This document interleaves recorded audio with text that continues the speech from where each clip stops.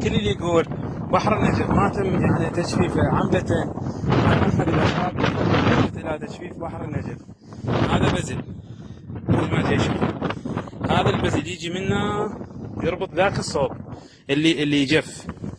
جاي تشوفون اخواني، هذا البزل يربط ذاك الصوب اللي تم تجفيفه. شوفوا كله دفنوه، هذا الدفن، هذا البزل.